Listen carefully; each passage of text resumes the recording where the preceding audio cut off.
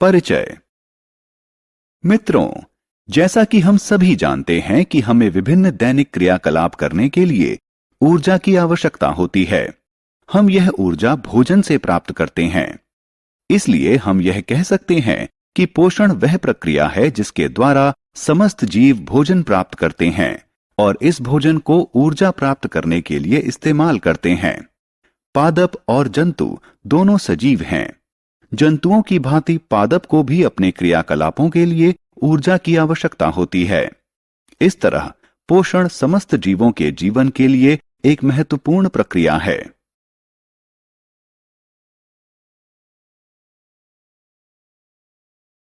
उद्देश्य। इस पाठ के अंत में आप निम्न करने में सक्षम हो जाएंगे।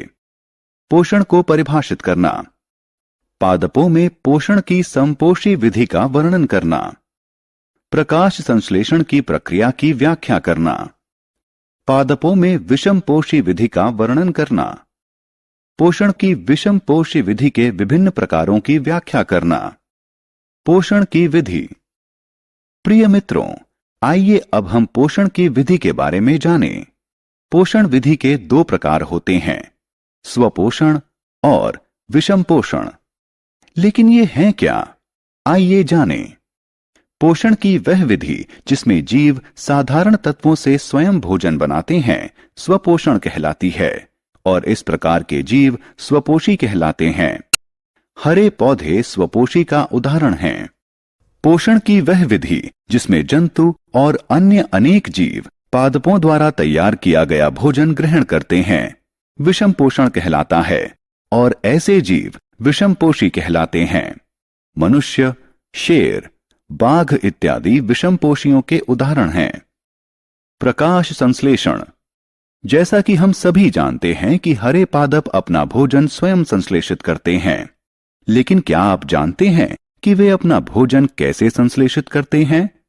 वास्तव में हरे पादप अपना भोजन प्रकाश संश्लेषण की प्रक्रिया के द्वारा बनाते हैं। प्रकाश संश्लेषण वह प्रक्रिया है जिसके द्वारा हरे पादप क्लोरोफिल यानी पर्णहरित व सौर ऊर्जा यानी धूप की उपस्थिति में कार्बन व जल के द्वारा तैयार करते हैं। प्रकाश संश्लेषण के लिए कच्चा माल।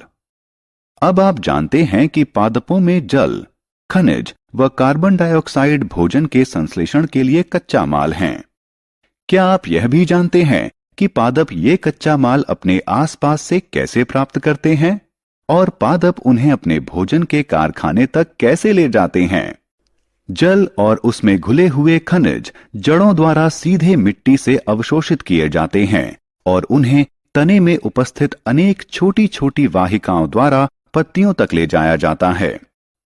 ये वाहिकाएं जड़ से तने, शाखाओं और पत्तियों तक फैली होती हैं। वे जल व खनिजों को निरंतर पत्तियों तक पहुंचाती हैं। इसी तरह वायु से कार्बन डाइऑक्साइड पत्तियों की दोनों सतहों पर उपस्थित छिद्रों द्वारा प्राप्त की जाती है। ये छिद्र रंध्र कहलाते हैं।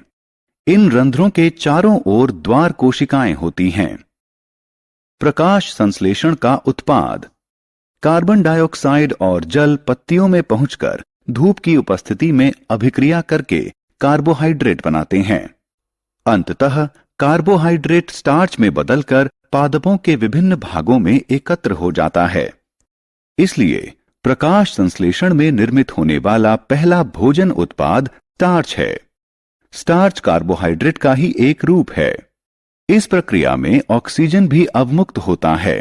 अतः इस प्रक्रिया को निम्न प्रकार से व्यक्त किया जा सकता है। इस प्रक्रिया के अंतर्गत कार्बन डाइऑक्साइड और जल धूप की उपस्थिति में कार्बोहाइड्रेट और ऑक्सीजन अवमुक्त करते हैं। प्रकाश संश्लेषण का महत्व। अब तक हमने प्रकाश संश्लेषण की प्रक्रिया के बारे में जाना है, लेकिन अब प्रश्न है कि इसका महत्व क्या है? प्रकाश संश्लेषण इस ग्रह पर जीवन के लिए एक अति महत्वपूर्ण प्रक्रिया है। यह प्रक्रिया सौर ऊर्जा को जैव पदार्थों में बदलने में सहायक है। इसलिए प्रकाश संश्लेषण की प्रक्रिया भौतिक और जैविक विश्व को जोड़ती है। यह सभी सजीवों के लिए जैविक भोजन का प्रत्यक्ष या अप्रत्यक्ष रूप से प्राथमिक स्रोत है। यह पारिस्थितिकी तंत्र में वायु को शुद्ध करने और ऑक्सीजन व कार्बन डाइऑक्साइड का संतुलन बनाए रखने में भी सहायक है। आत्ममूल्यांकन। मित्रों, आइए जो आपने सीखा है उसे जांच लें। सत्य और असत्य बटन पर क्लिक करके अपनी जानकारी को जांचें।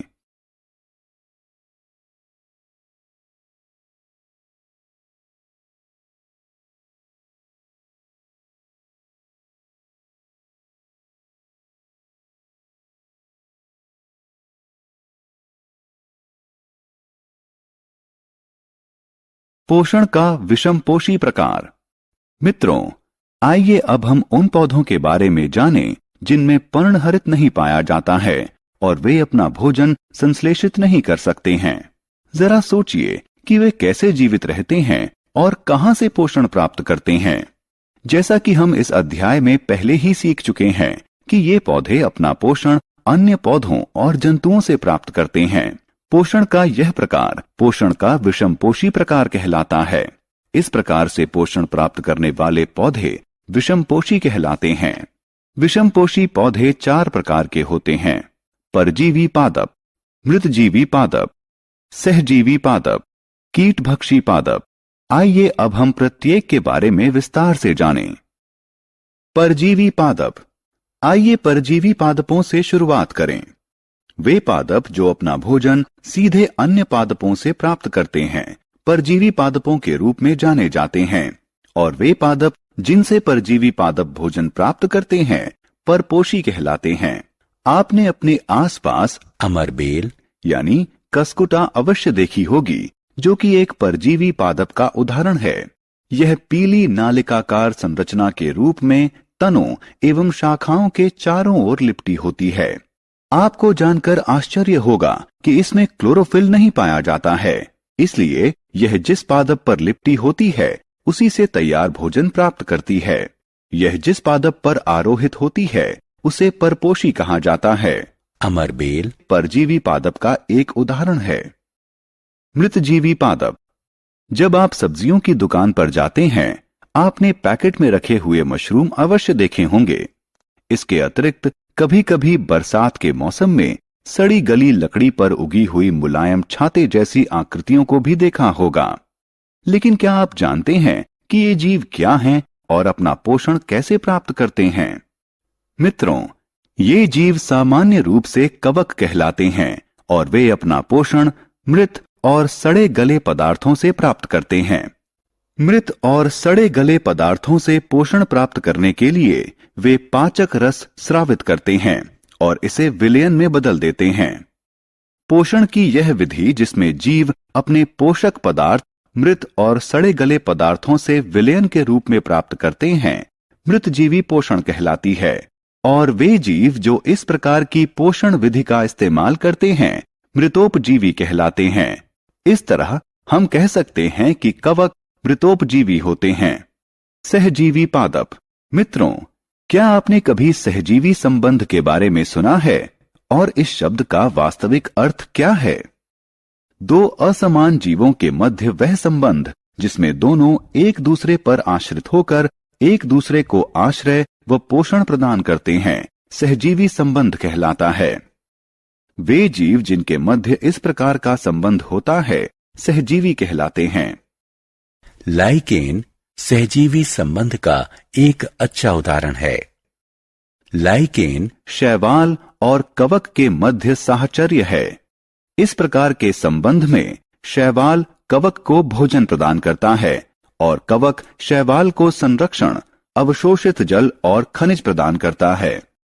कीटभक्षी पादप। अगला वर्ग कीटभक्षी पादपों का है। कुछ पौधे ऐसे भी हैं जो कीटों को पकड़ सकते हैं और उन्हें पचाकर पोषण प्राप्त करते हैं। इसका उदाहरण घटपर्णी यानी पिचर प्लांट है। वास्तव में ये पादप अपना भोजन प्रकाश संश्लेषण प्रक्रिया के द्वारा संश्लेषित कर सकते हैं, लेकिन नाइट्रोजन की कमी वाली मृदा में उगने के कारण इन छोटे कीटों को खाकर अपनी नाइट्रोजन की जरूरत को पूरा करते हैं और इसलिए ये कीटभक्षी पादप कहलाते हैं। राइजोबियम एक सहजीवी। मित्रों, हमारी तरह पादपों को भी प्रोटीन बनाने हेतु भारी मात्रा में नाइट्रोजन की जरूरत होती है। इसलिए वे लगातार मृदा से नाइट्रोजन अवशोषित करते हैं, जिसके कारण मृदा में नाइट्रोजन की मात्रा कम हो जाती है। जैसा कि हम सभी जानते हैं कि हमारे वायुमंडल में 78% नाइट्रोजन है, लेकिन पादप इसका उपयोग उस तरह से सीधे नहीं कर पाते हैं जिस तरह से वे कार्बन डाइऑक्साइड का उपयोग कर सकते हैं। उन्हें विलेय के रूप में नाइट्रोजन की जरूरत होती है। राइजोबियम कहलाने वाला जीवाणु वायुमंडलीय नाइट्रोजन ग्रहण कर सकता है और इसे विलेय के रूप में बदल सकता है। ये जीवाणु चना, मटर, मूंग, सेम और अन्य लेग्यूम्स यानी फली की जड़ों में रहते हैं और उन्हें नाइट्रोजन प्रदान करते हैं। इसके बदले पादप जीवाणुओं को भोजन और आश्रय प्रदान करते हैं। इस प्रकार हम कह सकते हैं कि राइजोबियम सहजीवी संबंध प्रदर्शित करता है। आत्ममूल्यांकन। मित्रों, निम्नलिखित कथनों का मिलान करके अपनी जानकारी की जांच करें। सारांश। आइए हमने जो कुछ सीखा है उसे संक्षेप में दोहराएं। वह प्रक्रिया जिसके द्वारा समस्त जीव भोजन प्राप्त करते हैं और इस भोजन का इस्तेमाल ऊर्जा प्राप्त करने के लिए करते हैं, पोषण कहलाती है। पादप अपना भोजन 2 विधियों से प्राप्त करते हैं, स्वपोषण और विषम पोषण। पोषण की स्वपोषी विधि में पादप अपना भोजन प्रकाश संश्लेषण प्रक्रिया द्वारा स्वयं संश्लेषित करते हैं और स्वपोषी कहलाते हैं। प्रकाश संश्लेषण वह प्रक्रिया है जिसमें हरे पादप अपना भोजन क्लोरोफिल और सूर्य के प्रकाश की उपस्थिति में कार्बन डाइऑक्साइड और जल से संश्लेषित करते हैं। पोषण की विषम पोषण विधि में पादप अपना भोजन स्वयं संश्लेषित नहीं करते हैं, लेकिन दूसरे पादपों पर निर्भर रहते हैं और विषम पोषी कहलाते हैं। परजीवी पादप अपना भोजन सीधे दूसरे पादपों से प्राप्त करते हैं जो परपोषी कहलाते हैं।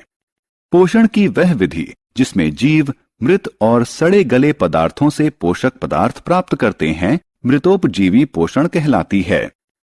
लाइकेन पादपों का एक विशिष्ट समूह है जिसमें शैवाल और कवक दोनों एक साथ रहते हैं। यह सहजीवी संबंध कहलाता है।